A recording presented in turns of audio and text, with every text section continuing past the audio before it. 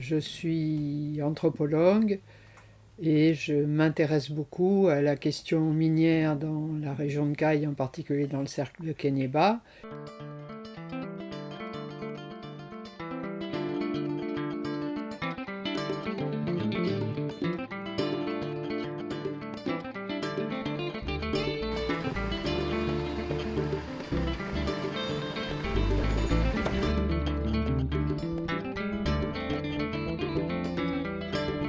Oh, n'aie pas peur, même ici dans le noir, je peux te paraître brutal. J'ai aussi mon côté tendre et sentimental, qui transporte, c'est sûr, ma culture à l'oral. Avec ou sans instrumental, je ne suis pas banal. Toi, tu kiffes dans ton mental, que je suis original. Phénoménal au visage fleuri, c'est déjà pas mal. La lune a collé son sourire sur mon visage. Mais dans mon ventre, parfois, j'ai la rage. J'enrage. Je suis noir, noir de peau. Mon cœur rouge, comme toi le blanc au cœur rouge. La Falémé, qui est donc le plus gros affluent du Sénégal, est une source de vie. C'est un protagoniste et même un acteur du développement, en réalité, pour les populations riveraines. C'est un fleuve, la Falémé fait la frontière entre le Mali et le Sénégal, mais prend sa source en Guinée. Et c'est donc sur un parcours extrêmement long qui nous conduit à l'embouchure du Sénégal que cette rivière contribuait à l'activité économique et à la vie quotidienne des riverains.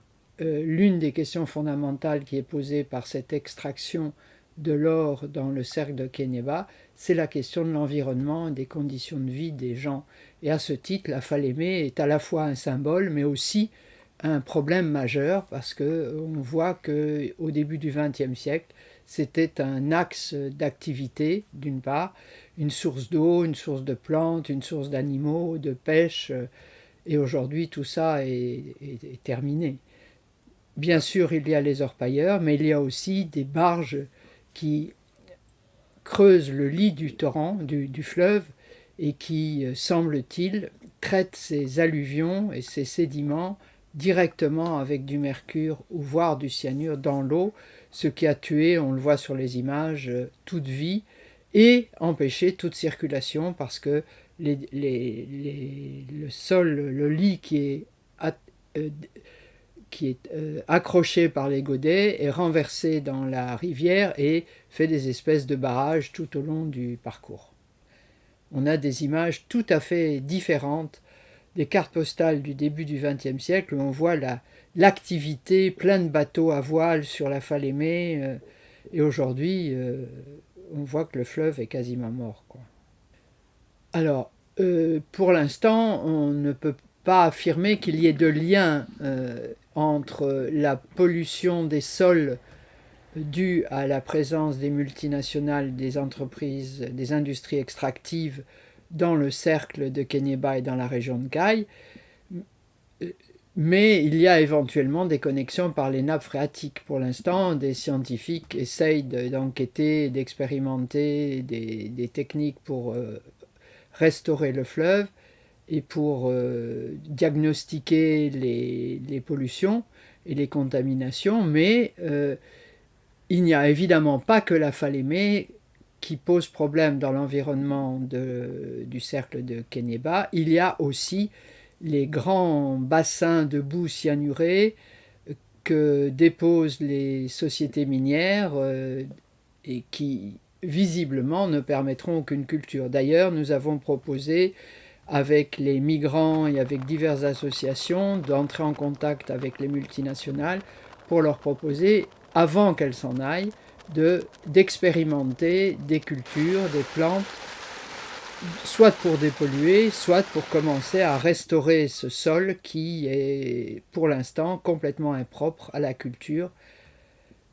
La question est très importante parce que dans l'état actuel des données dont on dispose, d'ici moins de 15 ans, les multinationales seront parties parce que les gisements auront été complètement vidés de leur richesse minière.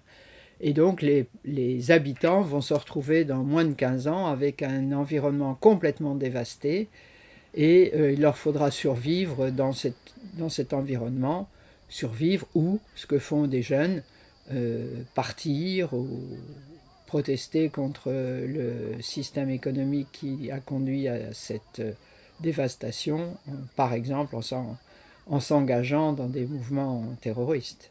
C'est un enjeu majeur aujourd'hui. On sait qu'on est entré dans une période que certains appellent l'anthropocène. En tous les cas, on est menacé de détruire la planète, tout au moins la vie sur la planète, et on a le sentiment que cette exploitation de l'or sans précaution et de manière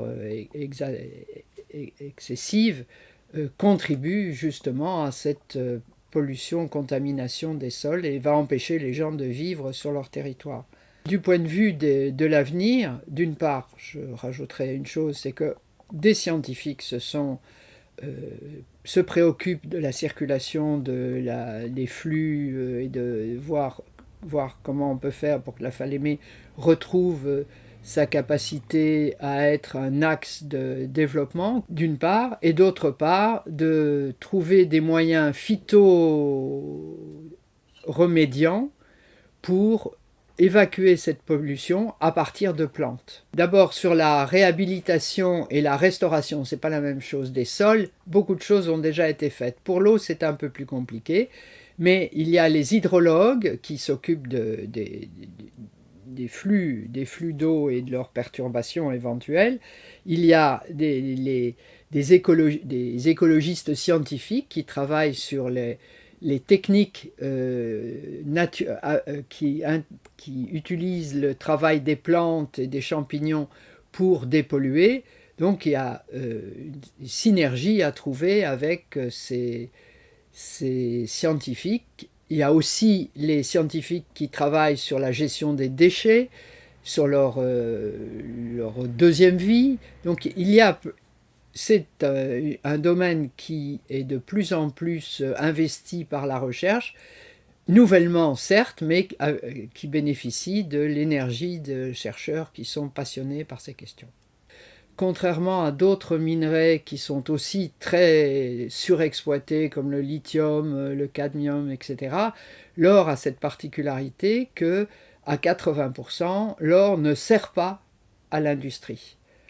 Soit plus de 80% de l'or qui est extrait du sous-sol sert à renforcer les réserves des banques. La Chine, l'Inde, la Russie continuent d'acheter beaucoup d'or, d'une part, et d'autre part, à la spéculation. On fabrique des lingots pour que les gens qui ont énormément d'argent, et donc les banques aussi également, constituent des réserves. Et à ce titre, on s'aperçoit que la production des multinationales correspond à ces 80% à peu près de la production du Mali. Et donc, si on était plus raisonnable et si on accompagnait les orpailleurs, on pourrait pendant longtemps trouver un équilibre entre l'activité agricole et une activité de l'orpaillage qui serait la contribution du Mali à la production industrielle mondiale, mais en étalant dans le temps et en étant respectueux de l'environnement. Donc il y a des solutions.